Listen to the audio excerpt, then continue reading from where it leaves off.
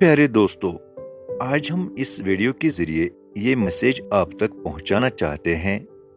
उम्मीद है कि आप गौर से सुन लेंगे। कभी हमारे दिमाग में ये ख्याल आता है कि मैं क्या करूं, कुछ भी समझ में नहीं आता कि क्या करूं। या कभी दिल करता है कि वो काम करूं या ये काम करूं, या बुरे काम करने का मन करता है, या कभी अच्छे काम करने का भी हम सोचते हैं। उस वक्त हमें एकदम कलाम खुदा की तरफ रुजू करना चाहिए, क्योंकि कलाम हमें बताता है कि अच्छे काम करो और बुरे कामों से दूर रहो। वो करो जिसमें खुदा की मर्जी हो, न कि अपनी मर्जी। हाँ, कभी शैतान भी हमारे दिल व दिमाग में काम करता है कि वो हमें खुदा के कामों से रोकने की कोशिश करता है और वो अपनी मर्जी के कामों की तरफ हमें भड़काता है। तो उस वक्त हमारा दिल व दिमाग उस सरहद पे ठहरता है जहां एक तरफ खुदा की मर्जी होती है और दूसरी तरफ शैतान की मर्जी। खुदा चाहता है कि इंसान मेरी तरफ आए, लेकिन शैतान का यह ख्याल होता है कि इंसान खुदा के खिलाफ होके मेरी मर्जी पे चले। अब इस सरहद पर एक ही रास्ता है, वो है दुआ। यानी उस वक्त खुदा से दुआ मांगे ईसा मसीह के नाम से कि ए खुदा, मुझे वो रास्ता दिखा जिसमें तेरी मर्जी हो। ए खुदा, मुझे शैतान से बचा और उसके फरेब से मुझे बचा।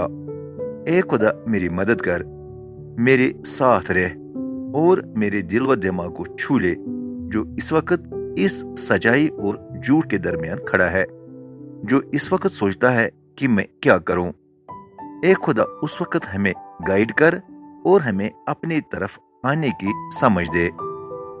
अगर हम उस वक्त इस तरह दुआ करें तो यकीन करें कि उसी वक्त हमारा दिल व दिमाग ठिकाने पर आके सच्चाई की तरफ आएगा और खुदा की तरफ जाने को मन करेगा। लिहाजा आपको भी अगर ऐसे हालात दरपेश आए तो उस वक्त दुआ करना चाहिए और दुआ से ही शैतान भाग जाएगा और आपका दिल व दिमाग खुदा के काम की तरफ मुतवज्जा होगा। और उस वक्त हमको सच्चाई जाननी है कि सच्चाई क्या है। यानी खुदा के तरफ जाना सच्चाई है और वही सच्चाई हमको बचा लेगी। जैसे कलाम में लिखा है यूहन्ना 8 उसकी 32 आयत में कि तुम सच्चाई को जान लोगे और सच्चाई तुमको आजाद करेगी। इसी तरह जब इंसान खुदा के मर्जी के तहत काम करते हैं तो खुदा उसको इन कामों का बदला देता है। मतलब खुदा हर किसी के काम को देखता है। इंसान अच्छे काम करे तो उसका अच्छा ही बदला उसे मिलेगा, और अगर बुरे काम करे तो खुदा का गजब उस पर होगा। इस बारे में कलाम हमें बताता है। रोमियो 1 आयत 18 और रोमियो 2 आयत 2 से 6 कि हर एक को उसके काम के मुताबिक बदला मिलेगा, और तू बुराई करने से खुदा का गजब कमाता है। खुदा का गजब उन पर आसमान से जाहिर होता है जो बेदीन हो और सीधी रास्ता पर न चलते हो। उसकी अदालत बरहक है। ए इंसान, क्या तू खुदा की अदालत से बच जाएगा और उसकी मेहरबानी और उसके सब्र को मजाक समझता है? यानी खुदा हमें साफ साफ कलाम के जरिए बताता है कि जो जैसा करे वो वैसा भरे। मतलब जो भी कोई काम करे उसका बदला उसे जरूर मिलेगा।